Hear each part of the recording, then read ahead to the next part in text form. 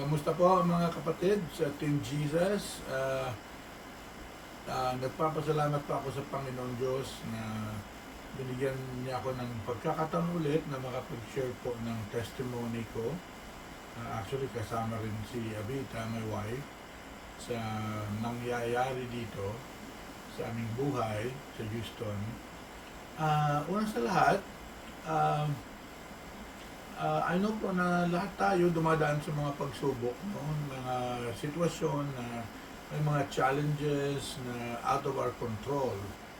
Ngayon po, yun ay natural lang sa buhay natin dito sa mundo.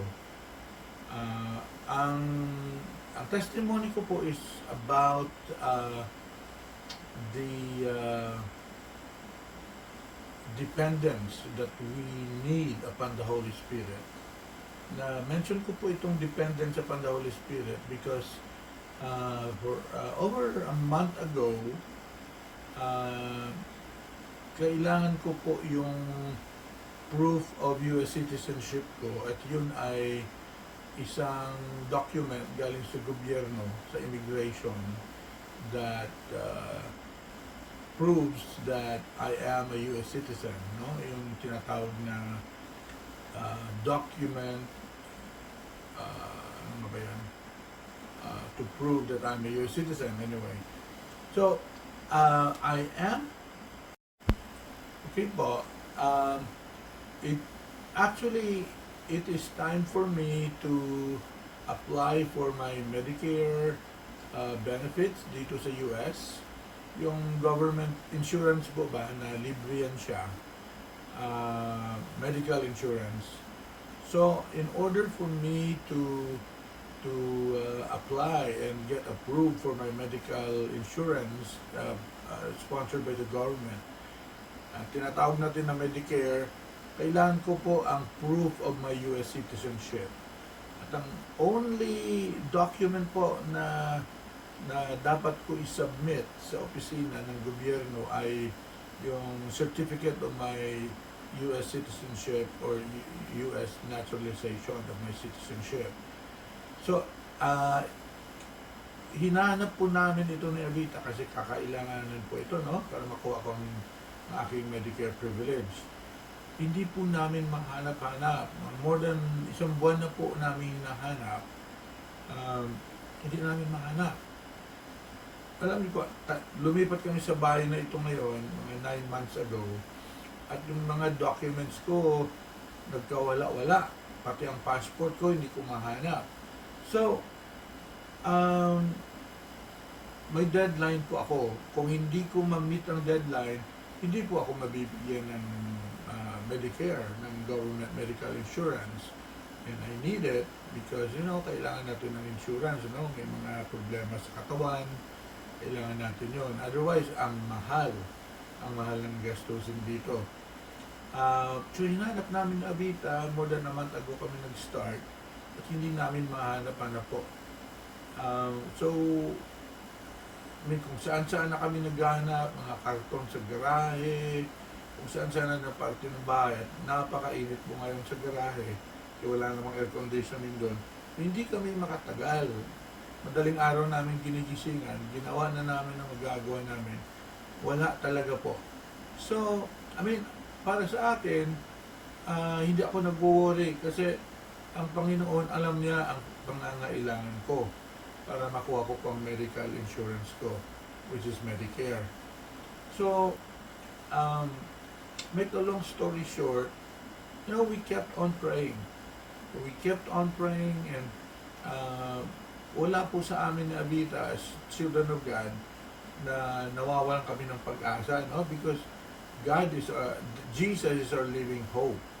So, wala sa Kristiyano po ang walang hope. May hope tayo palagi. Because Jesus Christ is alive and He is our living hope. So, in terms of hoping na makita namin, alam po namin na makikita namin. Pero we need a guide. At ang guide po namin ay ang Holy Spirit. Ngayon po, we'll talk a little bit about the Holy Spirit. Ano po ang ginagawa ng Holy Spirit sa ating buhay? Ang Holy Spirit po ay siya po ang ating guide, no? Yung nag-lead sa atin kung saan tayo pupunta, tulad sa paghanap namin ng document na yon,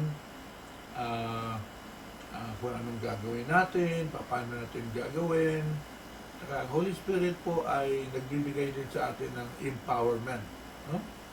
Ang power to do what needs to be done para po ma-accomplish natin ang mga bagay-bagay na kailangan natin gawin sa buhay natin para po magiging matagumpay tayo. At ang Holy Spirit po ay siya ring the Holy Spirit actually takes responsibility of the children of God. And we are God's children. So, cargo po tayo ng Holy Spirit. Hindi tayo pababayaan. Responsibility po tayo ng Holy Spirit. Yun po ang aking ma-share sa inyo ngayon, that the Holy Spirit allowed us to just be strong and resilient. No, yung ibig sabihin po niyan ay yung tsaka may mag-i-endure po tayo, yung hindi po tayo susuko kaagad. At hindi tayo magsasabi na babagsak na tayo dahil hindi namin nahanap yung yung certificate ko. So, nagpapasalamat po ako sa Holy Spirit. Sa John 16:13, nandiyan po sinasabi na ang Holy Spirit is our guide. And of course, the Holy Spirit never fails. No? Sa paghahanap po namin, isang gabi, si Avita, I'm sure the Holy Spirit guided her where to go and look for that document na kinakailangan ko. Basta lang pumunta siya doon sa with wisdom and siyempre pinaparo na rin yung memory niya, logic niya. But with wisdom, the Holy Spirit led her to a file cabinet dito sa loob ng bahay na hindi nga niya alam anong mga nandoon, no? Pero pagbukas ng file cabinet, nandoon ang mga envelopes, no? May mga papeles doon. So, inalungkat niya, then, all of a sudden, nandoon ang document. Pero ang tagal na namin hinahanap po, more than 1 month na sa garahe, nagbubukas na kami ng mga karton para mahanap kung nasaan yung document na yun. So, pinakita ng Holy Spirit to Avita at nahanap po namin yung document. So, praise God. Ang masasabi ko lang po na hindi po kami talaga nag-isip na susuko kami or mapapagod kami or wala nang pag-asa to because of the Holy Spirit. At naniniwala po kami and we depend on the Holy Spirit every day of our lives. So, ang Holy Spirit po ay nag-provide sa atin ng perseverance. So, yung pasyensya tayo sa mga difficult na mga sitwasyon sa buhay natin. Siya po ang nagbibigay, ang Holy Spirit, ng lakas na mai-endure natin po ang kahirapan sa buhay at ma-overcome natin ang mga challenges sa buhay natin. Itong strength na binibigay ng Holy Spirit, hindi po ito about eliminating the problem. Ang problema po nandyan, no? Pero ang ginagawa po ng Holy Spirit ay ini-equip tayo, binibigyan tayo ng mga ang tawag yan, ng mga characters, no? Or characteristic na para makakaya natin harapin itong mga burdens, itong mga kahirapan at hindi tayo babagsak dahil sa mga kahirapan na ito. Ganyan po ang kagandahan po ng presensya ng Holy Spirit sa buhay natin. Pero ang una sa lahat po, dapat maniniwala tayo. na ang Holy Spirit ay nandiyan palagi, nag-aantay lang ang Holy Spirit na maghihingi tayo ng kanyang guidance, ng kanyang empowerment, ng, ng kanyang take ng responsibility sa buhay natin. So, the Holy Spirit is alive po, and the Holy Spirit lives in us. Lives in us. Kapag nakita ko ang Medicare, so ano ngayon? Kung nakita mo yung document mo at magkakaroon ka ng medical insurance, ang pinahiwatig po ng Holy Spirit sa akin is, well, you need medical insurance kasi hindi ka naman bumabata at ang katawan mo subject na sa mga challenges, no, mga sakit, kung ano naman, at makakapagsilbi po ako together with my wife. Yun po ang pinapanalangin ko araw-araw, na gagamitin po ako ng Holy Spirit along with my wife sa pagsilbi sa Kanya. Kung saan man ito, hindi po namin alam, siya po ang nakakalam, ang Panginoon nakakalam. So po, ang ibig sabihin, kailangan po ang Medicare insurance ko para ang katawan ko maalagaan ko. At totoo po yan para sa ating lahat. Tayo po ay mga tao lang, so nagkakasakit po tayo. So tanungin natin, paano po tayo makapagsilbi ng maayos sa Panginoon kung nasa ospital tayo, kung nasa emergency room tayo, nasa ICU tayo, kung meron na tayong mga permanent disabilities, hindi na po tayo makapagsilbi ng maayos. So, I really thank God na ginamit ng Holy Spirit na aming gabay, na nahanap namin po yung napaka-importante na dokumento na para po makuha ko yung aking medical insurance. At sa ganoon paraan, malagaan ko po ang aking katawan para po magagamit pa ako ng Panginoon sa pag-serbisyo sa Kanya.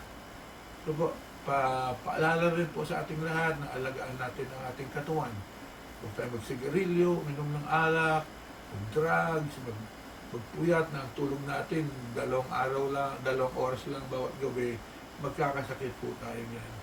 Saka po, marami tayong gagawin, eat healthy food, uminom ng tubig, kasi kung na-dehydrate tayo, marami pong sakit ang mangyayari pag kulang tayo sa tubig sa ating katawan.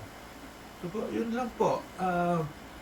Huwag tayong magpadala sa mga problema, huwag tayo sumuko, because po, nandyan ang Holy Spirit.